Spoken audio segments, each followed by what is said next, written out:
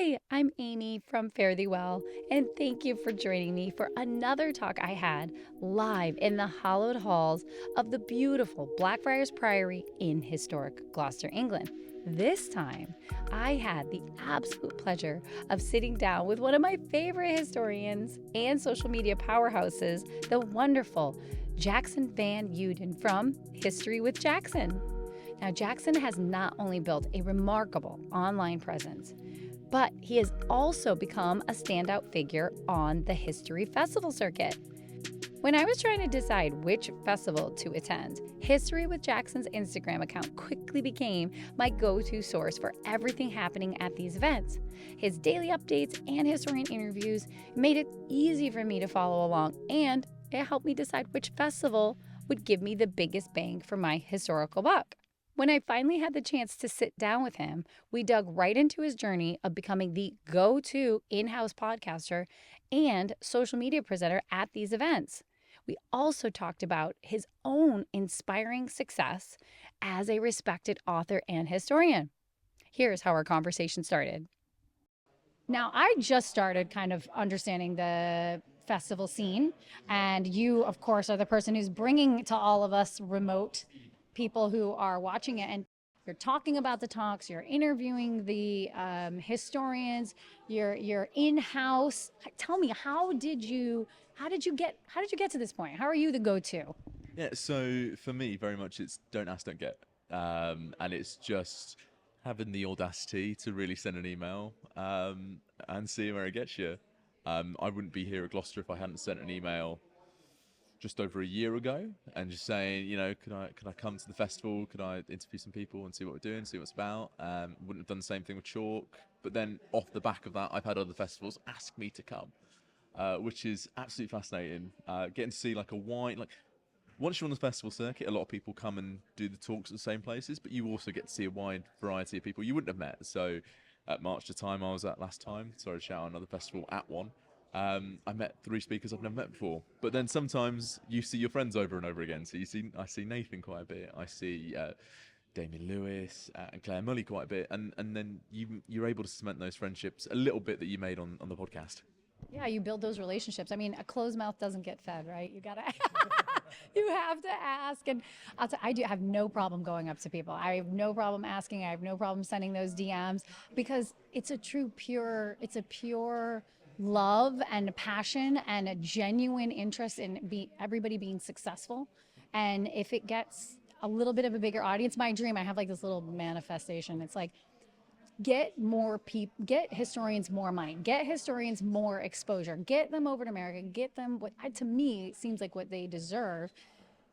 I don't know why I can pin down why history is so important to me, but I know it's important for historians to reach a wider audience, and you're able to do that by giving. I mean, it can't hurt by people going, oh, look, that's what it's look. I had no idea what it would even be like coming all the way over from America, spending thousands of dollars and drive. I had no idea what it was going to be like. But I could go on History with Jackson. I could go, oh, this one is outside. This one has like tanks. This one has more World War II. Oh, this one's going to have Matt Lewis. It's so fantastic. Give people like a little sample of what it is while also promoting. It's fantastic. Congratulations. No, thank you very much. And that's what the part of thing is we're saying from the comfort of your own phone, which is, something I love doing because, I recognise that in order to make historians more money, you have to put these events on. And sometimes those prices can be inaccessible for some people who are interested in history. So if I'm able to bring that to people in a small way, so that they can experience a little bit or they could possibly go the next time and make a wise financial decision to go, then I've done part of my job. But also for me as a historian, it allows me to make more contacts, go and learn more things as well.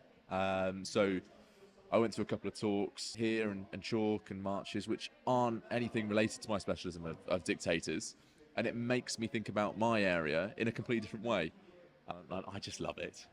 I mean, you're a damn good historian in your own right. And you've done the work. You have a niche. You've been successful. You've written 2 books. And you founded this in 2021.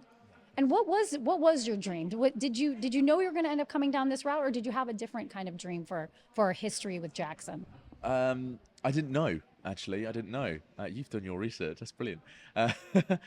So my mum and dad told me, you'd be good at this. They got me a camera, and they said, keep going. And then it just kind of went, and I was just like, no, I want to go there. I want to go and do this. And then every way, it's been either a friend or a family member said, you're good at this bit. Let's do that. So when I was at the Catherine of Aragon Festival, which I help run now in Peterborough in January, I was pointing to some wall painting at the back in the new chapel. I hate that I know all these places in the cathedral now. And I was just pointing out, these wall paintings are like wall paintings that would have been whitewashed there. So, I love my job. I love talking about history. I love learning about history. But then, as you said, the writing aspect isn't a big part for me. And that's the route I've always wanted to go on. I've always wanted to talk, write, and research history. That's all I've ever wanted to do in my life. Barring a 5-year period when I wanted to be a rugby player, that's pretty much it. So to be living that dream, yeah, exactly.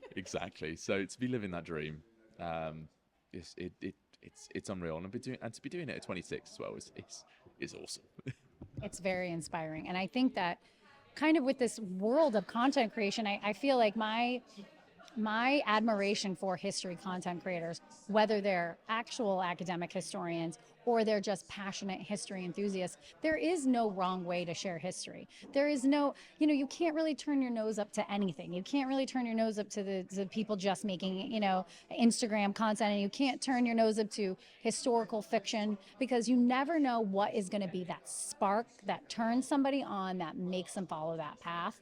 And it could be you're on Instagram, and that's where you get your content, and you see history of Jackson, or you're in a book club and you read The Other Boleyn Girl, and then all of a sudden you're like, what is this? You have to be open to experiencing history any way you can get it. The social media aspect is so important, and I would love to meet Alice Loxton, because I feel like obviously what she's doing to bring the younger generation into something that probably feels a little closed off from younger kids, mostly like an older academic, kind of a stuffy tweed jacket historian. What she was able to do is kind of burst that door open and say, yeah, I'm live streaming. I got 2 million people right here. You're able to do that. You're able to go, I'm going to be boots on the ground. I'm going to be in this festival. I'm going to show my followers. You're going to get more followers. You're going to bring more attention. It's just fantastic. So I'm doing all the talking. I apologize. No, it's fine. I'm very rarely on the other side of the microphone, so it's always interesting to experience other people's hosting styles and so on. But Alice is absolutely fantastic at what she does, and I was at her book launch the other week, and it was just incredible to be around other content creators, be around the whole group of people that you're friends with as well. Because often we don't have the chance to interact as content creators and talk to each other about what we're doing, how we're doing it, different styles. I was talking to Charlotte, Lady of the Mercians, and she'd gone to Old Sarum, and she'd posted something about Old Sarum the day before I was going to post it. So I was talking to her, I was like, oh, you post it and I have to wait a little bit before I post it. So it's always great to meet up with other content creators and see, and we all have our own distinctive styles. I'm aware that I look like a traditional historian. I'm wearing chinos, white shirt. I've got red coloured socks on this morning. I look like a traditional historian, so I have to do things in a traditional historian way. Meanwhile, when you have someone like Alice, who is younger and bubbly and full of energy, that younger historians who are like that, and particularly women. I think it's very important to get women involved in history, particularly young girls as well. She is so good at doing that, and so are the other young female creators. Lady of the Mercy and Charlotte, Hannah Parker,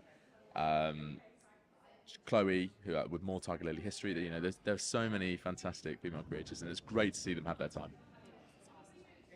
So I don't know if you can talk a little bit about your new book or what might be coming.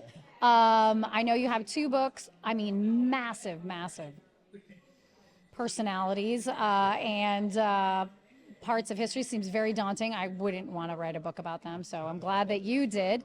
What's next for you? What's next? Wow. So my previous works are about dictators and totalitarianism. Quite dark. My my bookshelf is very red and morbid, which is, I like the color red, so there's no problem. But this next era I'm going into, I'm still working on the proposal, but I'm looking at modern dictators, modern totalitarianism, because I love the subject, I love the fields. We want to talk about it a little bit more, of course. So watch this space with that, and hopefully something comes of that. Also looking at PhDs as well. So you've got to keep the cogs turning, otherwise you'll seize up. And I can't be old and dusty and put on the shelf at, at the age I am. It's just you want to learn, right? I mean, that's why we're doing it. You want to keep learning, want to keep your mind sharp. Thank you so much for chatting with me. You are an inspiration, whether you know it or not, from a historian, from an author, from a content creator. I'm a networking person myself. I'm a busy bee. I want to be around people and share and connect. So thank you for making your content so accessible. It's so great meeting you. Cheers. Cheers to a great festival.